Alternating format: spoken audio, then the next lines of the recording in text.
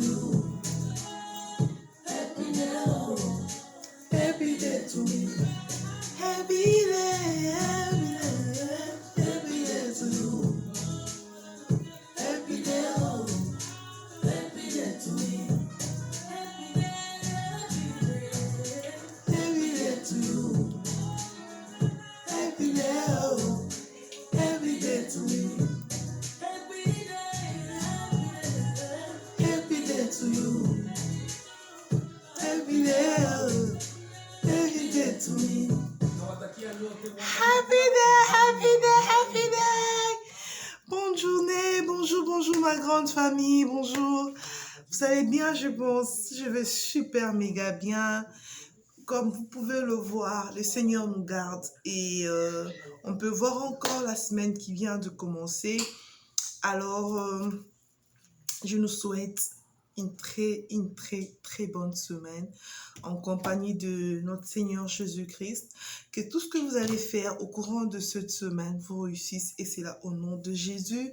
Nous refusons toute forme de surprise désagréable dans notre famille, dans nos maisons, nos foyers, dans la vie de nos enfants, nos maris. Que le Seigneur assure nos allées et retours et c'est là in the name of Jesus. Nous disons Amen. Alors, je redis encore bonjour et je dis merci. Merci à tous ceux-là qui m'ont appelé, qui m'ont envoyé de messages. Vous êtes tellement nombreux et je sens à quel point vous tenez vraiment à ce que cette chaîne arrive vraiment loin. Je sais que nous ne sommes pas encore parfaits. Nous ne sommes pas encore là où vous voulez nous voir.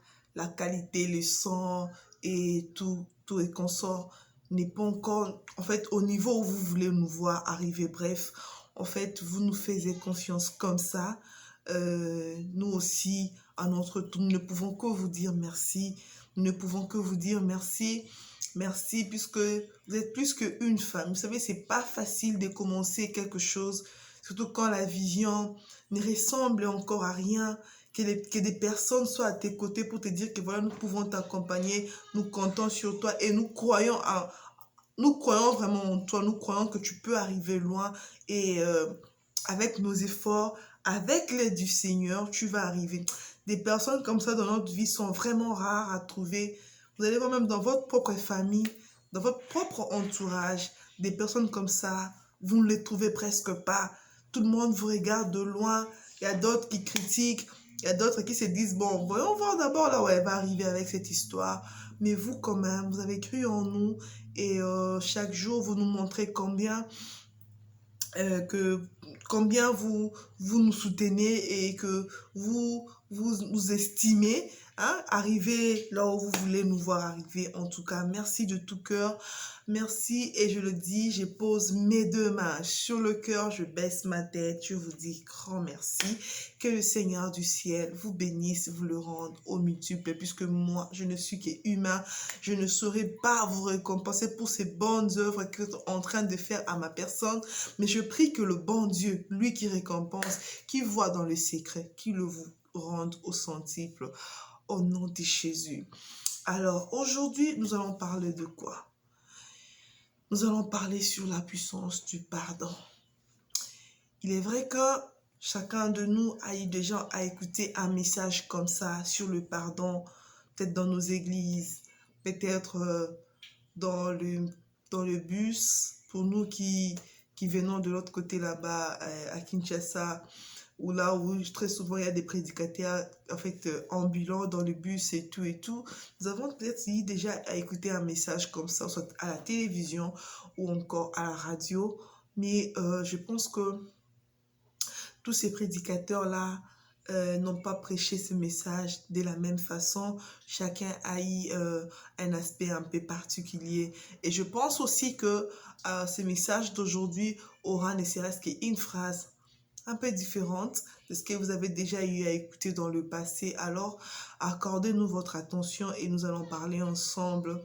Je voulais dire, le pardon, c'est une puissance qui libère. Pourquoi est-ce qu'on dit que c'est une puissance qui libère et ça libère exactement qui? ça libère qui au juste? C'est la question que beaucoup de gens se posent. Alors, je veux nous dire que les pardons ne libèrent pas seulement que l'autre, mais ça libère aussi vous-même, ça vous libère aussi. Je m'explique. Quand j'ai un problème contre ma sœur, quand je suis fâchée contre mon frère, quand je suis fâchée contre ma femme ou mon mari, ce n'est pas seulement que mon mari est emprisonné, moi aussi je suis prisonnier puisque du fond de moi, je n'ai pas de paix. Ok, du fond de moi, je ne suis pas en paix, je n'ai pas de paix. Alors, je ne vis que dans le tourment, je ne vis que dans les inquiétudes, je ne fais que remuer la douleur, je ne fais que remuer la chose qui m'avait fait, la chose qui m'a blessé, la chose qui nous a mis en dispute. Je ne fais que repenser là-dessus, je ne fais que réfléchir là-dessus. Je me demande, mais pourquoi c'est arrivé? Pourquoi est-ce qu'il m'a répondu comme ça? Pourquoi est-ce qu'il m'a trahi? Pourquoi est-ce qu'il m'a menti? Pourquoi est-ce qu'il m'a déçu? Mais est-ce que je ne méritais pas la vérité? Est-ce que je ne méritais pas cette place? Voilà toutes ces questions-là. Quand ça monte dans ton cœur, tu te rends aussi compte que tu n'es pas en paix. Des fois, les gens pensent que tu dors, mais en réalité, tu ne dors pas. Tu réfléchis, tu es en train de parler au-dedans de toi. Alors, c'est vrai, en ce moment-là, tu seras d'accord avec moi que tu souffres aussi. Donc, tu es aussi prisonnière quelque part. Tu es aussi prisonnier. Mais quand tu te décides, tu dis, malgré la gravité de la chose, mais je pardonne et j'oublie. Je les libère de mon cœur. J'oublie cette affaire-là. Quand tu dis ça, tu vas sentir aussi dans ton cœur, c'est comme si tu as pris comment on appelle ça, le frottoir, tu as effacé le tableau et désormais ton cœur est vide. Tu vas sentir comme si tu venais de prendre une tasse ou encore un verre d'eau froide. Donc tu as besoin de pardonner aux autres. Tu as aussi besoin de te pardonner toi-même. Il y a des gens comme ça qui n'arrivent pas à se pardonner eux-mêmes. Ils ont fait tellement de choses qu'eux pensent qu'ils sont arrivés à l'extrême de la bêtise. Ils étaient arrivés vraiment à l'extrême de, je sais pas moi, de ce qu'on ne devrait pas faire. Alors il s'est dit, je ne peux jamais me pardonner. Je me suis trahi moi-même. J'ai ouvert de portes moi-même. Et alors je pense que je ne me pardonnerai jamais. Non, tu dois rectifier cette phrase. Autant tu dois offrir le pardon aux autres, autant tu dois t'offrir toi-même le pardon. C'est pourquoi vous allez voir beaucoup de gens qui vivent dans la dépression. Beaucoup de gens qui se donnent la mort comme ça. Pourquoi? Puisqu'ils pensent que ce qu'il a fait, c'est tellement horrible et que personne ne peut le pardonner. Non. Si Christ t'a pardonné, à combien plus forte raison tu ne peux pas t'offrir le pardon toi-même? Offre-toi ton pardon. Tu en as besoin. Tu as besoin de te pardonner pour te guérir de ces blessures émotionnelles. Tu as besoin de te pardonner toi-même. Tu en as vraiment besoin. Vous savez, la vie, elle est faite de beaucoup de surprises. Beaucoup de surprises. Chaque jour qui passe, nous rencontrons des choses. Deux fois, nous apprenons après avoir commis une bêtise. Deux fois, nous apprenons après avoir trébuché. Très souvent, nous apprenons après avoir été mordus. Voyez un peu. Et si nous considérons nos faiblesses d'hier comme étant obstacles à ne jamais vivre en paix, à ne jamais vivre encore une vie heureuse, en tout cas, je vous dis, nous n'allons jamais guérir de cette blessure émotionnelle, de cette blessure interne, de cette blessure du passé. On doit d'abord commencer à nous offrir le pardon nous-mêmes. C'est une dame qui m'a dit autrefois, elle me dit, elle m'appelait bien Laura, elle me dit, Laura, je ne sais pas si je vais arriver à me pardonner moi-même. Je ne pouvais pas arriver là. Je ne pouvais pas arriver là. Alors, pendant qu'elle me disait ça, elle avait des larmes aux yeux. Ça coulait tellement que moi également, je n'ai pas su retenir mes larmes. On s'est mis à pleurer comme si on pleurait, on avait un deuil, comme si on était éprouvé. Et on a pleuré et puis après je l'ai dit, ne redis plus jamais ça. Ne redis plus jamais ça. Si Dieu peut te pardonner, à combien plus forte raison toi-même, tu ne peux pas t'offrir ton pardon. Non, pardonne-toi et pardonne aux autres. Laisse les choses aller et Dieu va te restaurer. Vous savez, deux fois, on a envie d'écouter une phrase comme ça. Mais malheureusement, les gens qui sont autour de nous ont du mal à nous dire certaines phrases comme quoi pardonne-toi et pardonne aux autres et laisse les choses aller. L'avenir te réserve beaucoup de bonnes choses. Non. Très souvent, quand les gens viennent à nos côtés, quand les gens nous voient dans une faiblesse, ou bien quand on leur dit par quelqu'un d'autre, voilà ce qu'il aurait fait, voilà ce qu'il aurait t'avait dit, voilà, voilà, voilà. Quand ils viennent, ils oublient que peut-être qu'intérieurement, on regrette déjà notre erreur. On regrette déjà nos actes, les actes qu'on a eu à poser. Mais c'est comme si quand la personne là vient, il vient encore accentuer la douleur qui est déjà en nous. Il vient encore comme si ajouter le sel, les oignons, les ingrédients dans ce qui a déjà été en fait créé dans ton cœur. Non. Chers frères et sœurs, apprenons aussi à être des donneurs d'espoir. Hein? Apprenons aussi à faire l'évangile de pardon. On te dit que voilà, vous voyez cette femme-là, vous savez ce qu'elle a fait? Elle a fait ça, ça, elle a fait ça, ça. C'est pourquoi elle se retrouve maintenant dans cet état-là. Et toi, quand tu vas, tu te dis, hein, tu vois là où tu en es arrivé. Hein? Tu vois, non? Ce n'est que les débuts. Le pire est en train de venir. Tu n'as pas encore souffert. Toi, tu vas vivre. Tu vas souffrir jusqu'à la dernière minute. Et tu te rendras compte que tu avais commis une vraie bêtise. Qui te dit que là où elle est ou bien là où il est, il ne s'est pas encore rendu compte qu'il avait fait une bêtise? Qui t'a dit ça? Et vous verrez que la personne qui est en train de juger l'autre, hein, s'il faut mettre le miroir pour voir sa vie, ou même la famille où elle est sortie, tu vas dire que ce n'est pas un modèle. Tu te diras que non, ça, ce n'est pas un modèle. On est prêt à juger les autres. On est prêt à se dire, voilà, je ne veux jamais pardonner. Tu ne vas jamais pardonner.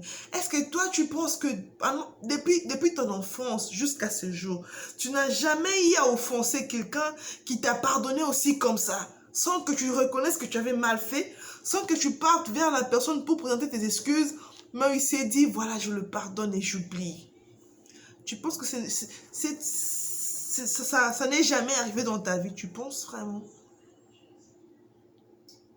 Très souvent, on aime croiser les bras comme des chefs. Hein. On s'est dit, bon, c'est lui qui m'a offensé, alors il doit faire le premier pas vers moi. J'attends qu'il vienne me présenter vraiment ses excuses et dans ces cas-là, je veux le pardonner. Et là, on est là en train de frimer. Hein. J'attends qu'il vienne me présenter vraiment ses excuses et après, je veux le pardonner. On se dit ça. Et quand on voit la personne ne vient pas, on se dit, voilà, il est en train de ronfler comme si moi, je veux le pardonner. Je ne vais jamais le pardonner. Non. Le pardon peut se donner en deux temps. Il peut se donner ou il peut s'offrir. S'il ne s'est pas donné, donc tu peux aussi l'offrir ça. Si la personne qui t'a offensé ne réalise pas qu'il t'a offensé pour faire le premier pas vers toi, toi fais le premier pas vers la personne, offre-lui ton pardon. Dis-lui, ma soeur, tu sais que tu m'as blessé. Tu sais, autrefois, quand on était à cet endroit-là, tu vois, quand tu m'as parlé, quand tu as fait ça, en tout cas, j'étais blessée au fond de moi. Tu m'as humilié par tes propos, mais je te pardonne. Je te pardonne.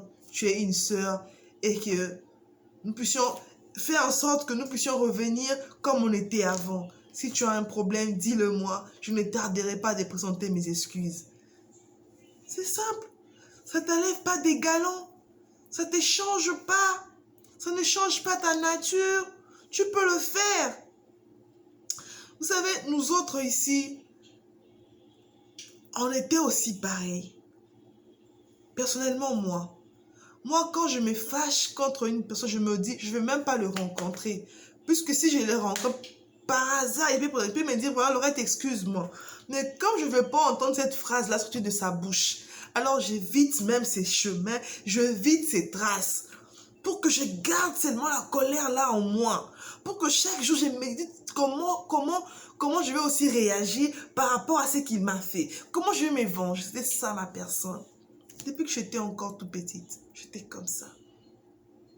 Et ça ne m'a pas profité. Au contraire, j'ai vécu de moments de dépression. J'ai vécu de moments de... Tu sens que tu parles seul. C'est comme s'il y a des voix qui sortent dans ton cœur que tu ne sais pas maîtriser, que tu ne sais pas faire taire. Quand tu dors, c'est comme s'il y a des voix qui montent. Tu dois répondre. Tu dois aussi répondre. Tu dois aussi agir comme ça. Pourquoi est-ce que lui, il a dit ça? Pourquoi est-ce que tu t'étais? Pourquoi? Ça ne m'a pas aidé, chers frères et sœurs. Jusqu'au point où tu as mal à la tête. Je me dis, mais Seigneur, je n'en peux plus. Seigneur, je n'en peux plus. Je dois apprendre à pardonner tout le monde. Nous vivons dans un monde de trahison, dans un monde de déception, dans un monde d'intérêt, où quand quelqu'un ne trouve pas ses intérêts en toi, du coup, il est prêt à tout. Même à gâcher ta réputation. Donne le pardon, offre ton pardon et laisse Dieu agir. Laisse Dieu agir dans ta vie. Tu sais, quand tu arrives à pardonner, simplement comme ça, quand même tu arrives à offrir, même à des personnes qui ne se sont même pas rendues compte qu'ils t'ont fait du mal. Vous ne savez pas combien le Seigneur bénit des personnes comme ça.